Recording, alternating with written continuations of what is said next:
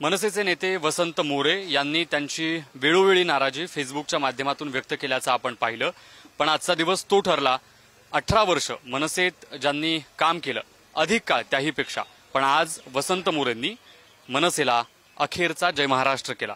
तात्या, काय कारण ठरलं मनसेला आज अशा पद्धतीनं रामराम ठोकला? मला वाटतं की गेल्या दीड वर्षापासून जसे की पुणे लोकसभेच्या निवडणुका चालू आहेत तेव्हापासून मी महाराष्ट्र नवनिर्माण सेनेकडे लोकसभा लढवण्यासाठी इच्छुक आहे असं मी वारंवार बोलत आलो। मग त्याच्यामध्ये सन्माननीय अमित साहेब असतील, राजसाहेब असतील, वहिनी साहेब असतील, सगळ्यांपर्यंत बाळा नांदगावकर साहेब असतील, सगळ्यांपर्यंत मी माझी भूमिका पोहोचवली। परंतु शहरातील जे काही पदाधिकारी आहेत ज्यांच्याकडे या बाबतीमध्ये काम करायचं होतं त्या लोकांनी कोणत्याही परिस्थितीमध्ये जो अहवाल द्यायचा होता तो निगेटिव्ह अहवाल दिला। त्या निगेटिव्ह अहवालामुळे जर अशा लोकांमध्ये आपण काय करायचं? मग ज्या लोकांनी जी स्वतः लोकच सांगतानाच जर निगेटिव्ह अहवाल पोहोचवत असतील तर अशा लोकांमध्ये न राहिलेलं बरं, म्हणून मी आज निर्णय घेतला। तुमच्या सोबत काम करणारे, अनेक वर्ष तुमच्या सोबत असलेले अशा पद्धतीनं का वागायला लागलेत? कारण वसंत मोरेचं राजकारण हे सर्वसमावेशक, सर्वसामान्य कुटुंबातील कार्यकर्त्यांसाठीचं राजकारण आहे। आणि जी लोक माझ्याबरोबर अशा पद्धतीने वागतात त्यांचं स्वकेंद्रित राजकारण आहे। त्यांना स्वतःला मोठं व्हायचं आहे, वसंत मोरेला पक्षाला मोठं करायचं होतं। राज ठाकरेंच्या हे कधी लक्षात नाही आलं? मी खूप वेळा सांगण्याचा प्रयत्न केला, खूप वेळा सांगितलं सुद्धा, नाईलाज झाला शेवटी। तुमचं भावनिक नातं आहे मनसेसोबत, राज ठाकरेंसोबत, हे मला वाटत नाही की ते मी माझ्या स्वतःच्या परतीचे दोर कापलेले आहेत। मी खूप वेळा, पण आजचा निर्णय जो घेतला होता मी काळाजवळ दगड ठेवून घेतलेला आहे। त्यामुळे मला वाटतं की आता नको, बस किती वेळा कुठं कुठं जाऊन अपमान सहन करायचा, त्यामुळे आता थांबलेलं बरं। निवडणुकीचा जर अहवालच चुकीच्या पद्धतीने जात असेल, आदल्या दिवशी माननीय राजसाहेब येणार, त्या आदल्या दिवशी जर शाखा अध्यक्षांना बोलवून घेऊन सांगितलं जात असेल की उद्याचं तुम्हाला मुलाखतीमध्ये साहेबांनी प्रश्न विचारले तर तुम्ही तिथं असं सांगा की जेमतेम वातावरण आहे, निवडणूक लढण्यासारखं वातावरण नाही आहे, असं जर लोक सांगत असेल तर मग अशा लोकांच्या सोबत आपण नक्की कुणाच्या सोबत राहतोय, आपण कुणाची जीवा निवडणूक लढतोय? म्हणजे मला वाटतं की मला निवडणूक लढायची होती ते सामान्य महाराष्ट्र सैनिकांच्या सोबतीत लढायची होती, पण आज एक चुकीचं वातावरण वरपर्यंत मुंबईपर्यंत पोहोचवलं गेलं। मला वाटतं की तेच ह्या नेत्यांपेक्षा जर शाखा अध्यक्षांना विचारलं असतं, महाराष्ट्र सैनिकांना विचारलं असतं की आपण पुण्यात निवडणूक लढायची का, तर त्या लोकांनी चांगलं सांगितलं असतं की का, कारण 2017 पर्यंत या पुणे शहरामध्ये महाराष्ट्र नवनिर्माण सेना ही सेकंड लार्जेस्ट पार्टी आहे। विरोधी पक्षनेता मीच होतो, 13 महिने विरोधी पक्षनेता मी या शहरामध्ये होतो। आणि त्याच शहरामध्ये 5 वर्षात असं काय झालं की निगेटिव्ह अप्रोच आला, की तिकडे निगेटिव्ह पद्धतीने अहवाल गेला की निवडणूक नाही लढली पाहिजे आपण।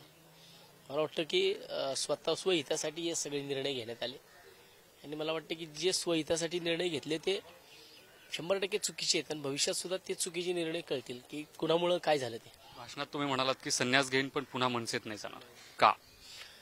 मग करू काय? जिथं मी आता तुम्हाला मागाशी पण सांगितलं, जिथं एवढं रक्त जाळून उपयोग नाहीये। नाही, मी साहेबांना आता खरंच सांगेन, साहेब मी पाया पडतो, मला नको आता, मी म्हणून मागाशी दंडवट घालून आलोय आणि मला वाटतं की आता नको।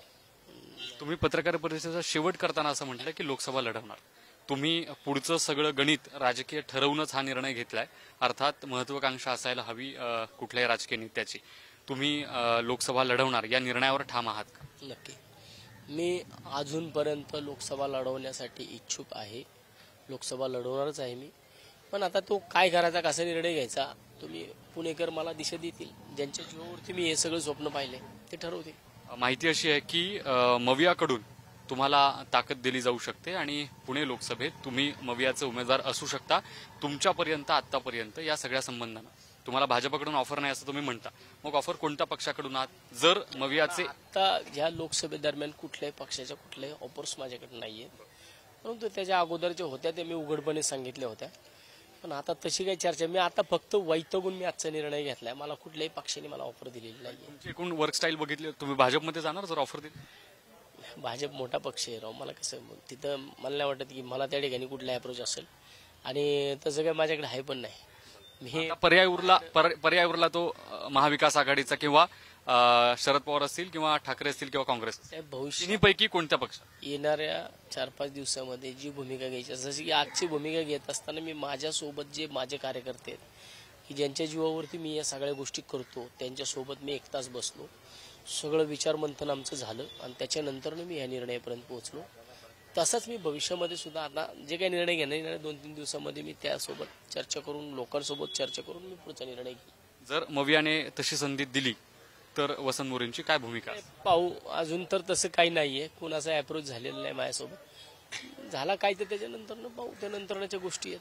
तुम्ही म्हणता एका विकास कामाच्या गोष्टीच्या संदर्भानं शरद पवारांची भेट घेतली, पण राजकीय चर्चा तर वेगळीच सुरू झाली. बिलकुल नाही. राजकीय चर्चा तिथं माझी कुठलीच नव्हती. मैदान वाचवण्याच्या संदर्भात माझं त्यासाठी मी खासदार सुप्रियाताई सुळेंना भेटण्यासाठी गेलो होतो. कारण तेच राजकीय मैदान तुम्हाला जिंकून देण्यासाठी मदत करते. नशिबाच्या गोष्टी आहेत. आता मला आमच्या पक्षातले काही लोक मला म्हटले की तुझं नशीब तुझ्या संग. आता पाहू. पण तुम्हाला त्यांच्याकडून अपेक्षा आहेत का, ज्यांच्याकडे तुम्ही मैदानाचा विषय घेऊन गेला होता? आता मी त्या काहीच गोष्टी बोलू शकत नाही, पण मला वाटतं की काय भविष्यामधले कुठले काय कुणाचे दोर कुणासंग बांधले जातील ते भविष्यात सांगता येईल. पण कुठलाच नेता राजकीय निर्णय पुढचा घेतल्याशिवाय अशा पद्धतीनं निर्णयापर्यंत पोहोचत नाही. तुम्ही तर पत्र लिहिलं अनेक दिवसांपासून, म्हणजे आम्ही तुमच्या लाल रंगाच्या शर्टची पोस्ट बघितली, आता लढायचं ते जिंकणं, ते काय होतं? ह्या सगळ्या गोष्टी मी गेल्या 4-5 दिवसापासून मी या गोष्टींवरती तुम्ही सगळेजण सोशल मीडियावरती येतात, कारण मला मांडायला ठिकाण तेवढं एकच आहे. मांडणार तरी कुणा पुढं? मी अनेकदा बोललो, मी बोलू कुणा पुढं? मी सोशल मीडियामध्येच बोललं पाहिजे ना. सोशल मीडियावरती बोलणं, मग मी व्यक्त कुणा पुढं व्हायचं? साहेबांना पुढं नको, ह्यांच्या पुढं नको, त्यांच्या पुढं नको, मला कुठेतरी व्यक्त व्हावं लागेल. मग असं मी माझी ती 400-500 शुगर जी होती ती कशामुळे होती? मग नाही बघितलं आता लोक रडत होते तुमच्या गळ्यात गळाभेट घेत असताना. काय म्हणणं आहे? तुम्ही आता या लोकांसोबतही संवाद साधलाय, लोक काय म्हणतात, कुठे जायचं? वसंत मोरेच्या कामाची पावती आहे आणि त्यांचा पक्ष वसंत मोरे हे मी वारंवार सांगितलंय की तो वसंत मोरे हाच त्यांचा पक्ष आहे. त्यामुळे भविष्यामध्ये काय करायचं, कुठं जायचं तेच ठरवतील माझा मार्ग काय. राजकारण सोडायचं नाही हे तर नक्की. राजकारण काय सोडतंय? आलोय कशाला? यांना कोण न्याय देणार? खासदार व्हायचं ना. मी राजकारण सोडणार नाही, कारण माझा पिंड राजकारणाचा नव्हता, पण जो मी आता करतोय ना ते सामान्य कुटुंबातल्या नागरिकांसाठी करतोय. खासदार व्हायचं नक्की होणार, पुणेकरांच्या जीवावरती होणार. आपण बघतोय वसंत मोरेंनी आज राजीनामा दिला खरा, पण मी पुण्याचा खासदार होणारच अशा पद्धतीची प्रतिक्रिया पुढारी न्यूजशी बोलताना दिली आहे. येत्या आगामी काळातलं राजकारण, राजकीय समीकरण, कुठल्या पक्षाच्या तिकिटावर वसंत मोरे निवडणूक लढवतात हे पाहणं महत्वाचं ठरेल. व्हिडिओ जर्नलिस्ट निखिल करंदीकर सह मी ज्ञानेश्वर चौतमल, पुढारी न्यूज, पुणे.